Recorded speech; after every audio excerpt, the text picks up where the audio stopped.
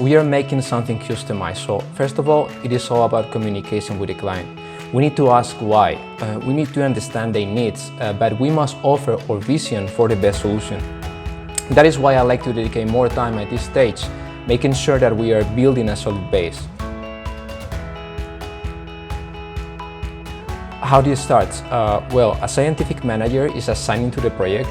The manager is in charge of writing the script. And we need to understand that we don't need to explain everything with words. Images play a super important role, and a good script is the one that balances both. We search for references, styles, and techniques that merge together might give us the most optimal solution to reflect the story, dressing the script and respecting client's identity or brand strategy. That gives us the base to work, so we don't lose the perspective along the whole technical process.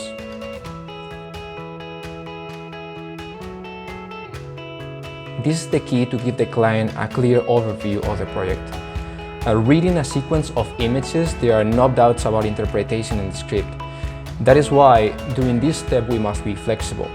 This is probably the step where the client really understands the project. So from here, we can sketch quite fast and give solutions from one day to another.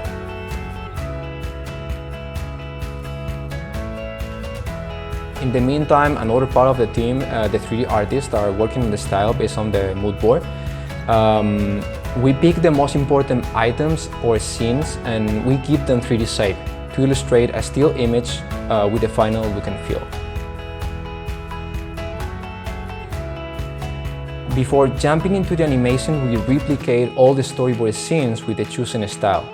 And that's another step more within a well-controlled production process where the client can check every step, making sure that we are always moving forward.